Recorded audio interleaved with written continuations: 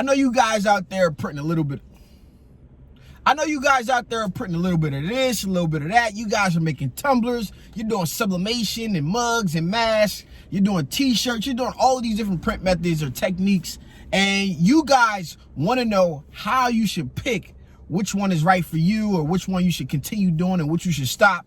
You guys got questions and I've got answers. You guys are watching Ask Stan the Man. How you guys doing? My name is Stan Banks from T-Shirt Side Hustle, and I help you start t-shirt businesses from home, wherever you at. And today, we're going to figure out how to pick the right print methods for your business right after the intro.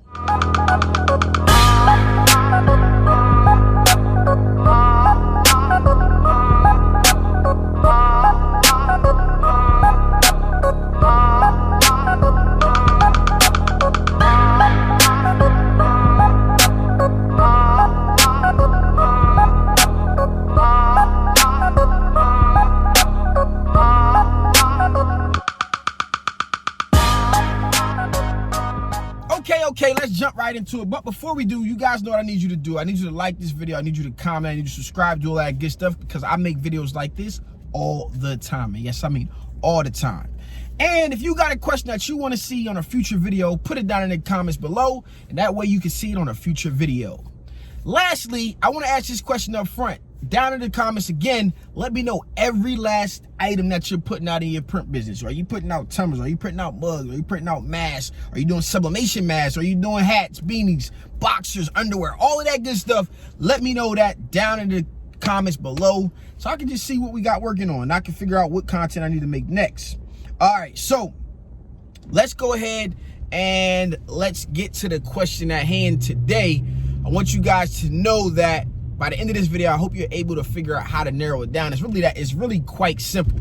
So let me stop real quick and read you this question because you guys want me driving safely. So it says, t-shirt size. I have a Cricut, a heat and hat press, printer, a sewing machine, embroidery machine, a tumbler turner, a convection oven. I'm trying to be that one-stop shop. I get business from all that I have. Do you suggest me focus on one craft or continue to be well diverse? I followed that up and said, yo, I think this is going to be the next today's question of the day. And he said, I'm getting orders on everything that I own, but I want to work smarter and not harder. All right, so sometimes us as printers, we don't understand, you know, I've been saying this over and over and over again, is the value of time, right? And sometimes time means saying no, right? And saving yourself the headache. You know I was guilty of this starting out. It's like sometimes people ask you, hey, can you make this, this, and this? And I may know nothing about it. Maybe they saying, hey, can you print pins or something like that, right?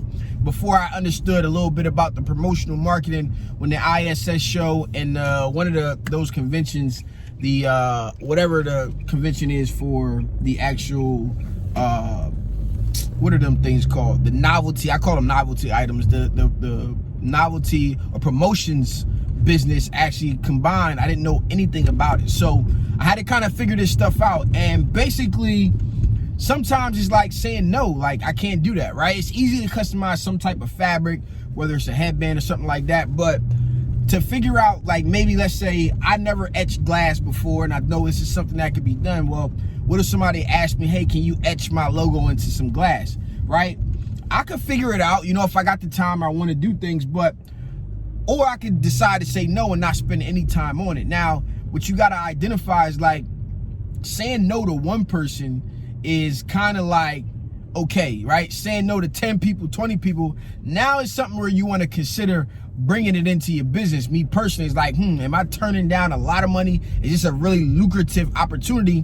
And if I had or was able to do this stuff, would I be able to become more profitable because of it? Would I be able to gain more business by promoting it, right? Because those are the pieces. Like somebody could come in and ask you for something that you don't do, and you would take the time to figure out how to do it. Now you got all of these different things that you could possibly do, which is great. It's a great way to understand a business, to learn. But once you've been doing a ton of different things a lot, you can start to figure out where's the money coming from. And I had to actually sit down and look at my businesses and decide before. It's like I'm doing all of these different, let me say not businesses, these different hustles that were making me money, aka businesses, right? So I was doing all of these different hustles, and I was running myself ragged, right? And I didn't have a focus on anything. And do you need to have a target market, or do you need to have a niche?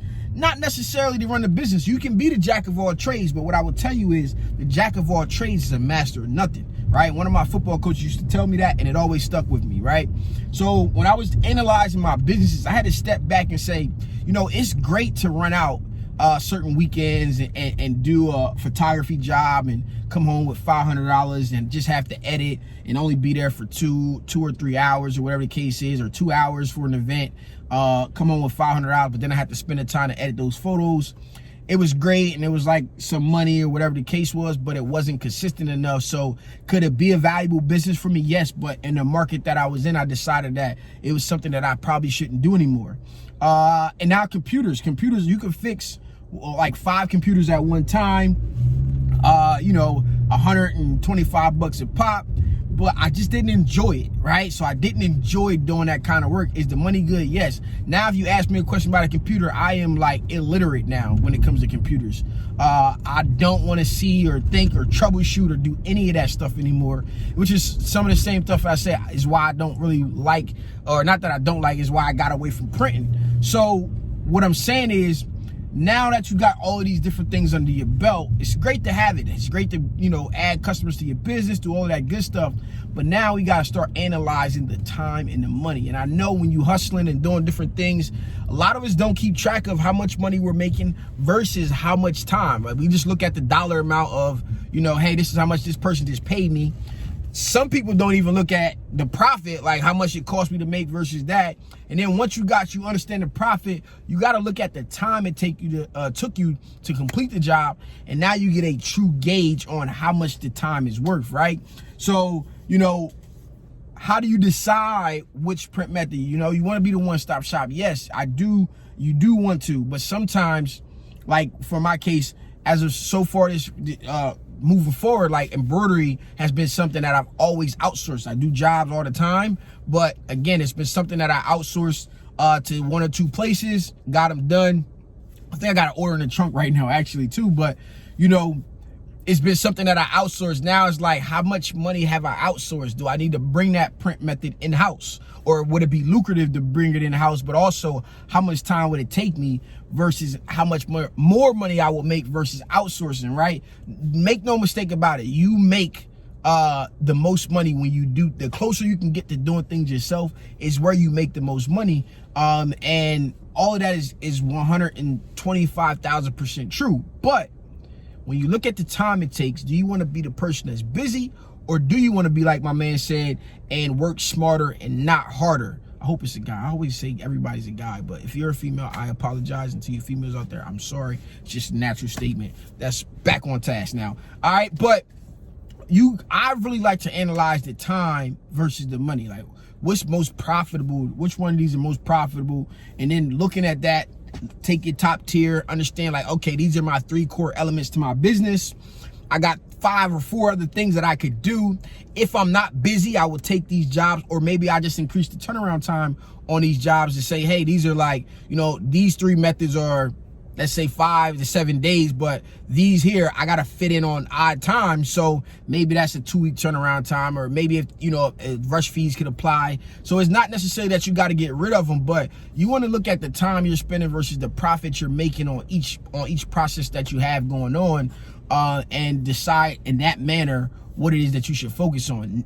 I personally, until I just started focusing on t-shirts, I can't say that I thrived between all of the business I was running myself. Then when I decided to just focus on making t-shirts, it really just upped my pockets. It increased my revenue because I was able to focus and not spread myself thin. It was hard, man. At the beginning, you know, like I keep saying, my mom would probably still sell you a photography job if you told her you needed some photography, right?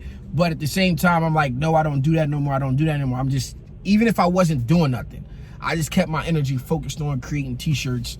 And, you know, that was the business that allowed me to feed my family, my kids, and all of that stuff. And now what I decided to do with the YouTube was put that around what I'm already got going on. So up until recently, everything that I was doing was literally jobs that I was working on. You know, it wasn't, you know, me coming out and just making a shirt just because. It was always a project that I was working on. When I put out those 150 videos in 30 days, it was all those were jobs that I was making. I was just sharing it around it. So I decided to build everything around t-shirts, and that's what's got me here to this point today. With both the t-shirt business, which I'm about to relaunch and reopen and get back to doing, as I start to build that business that'll be operating when I'm not around, but at the same time, the t-shirts around it added a little bit on top of it. So hope this helps you understand kind of like what you should be looking at.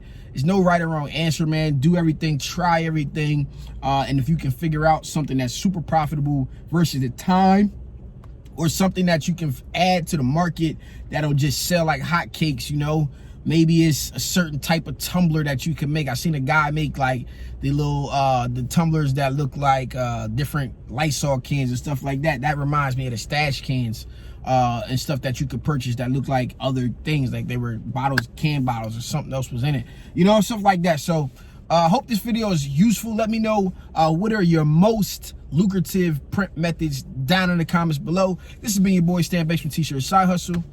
Peace.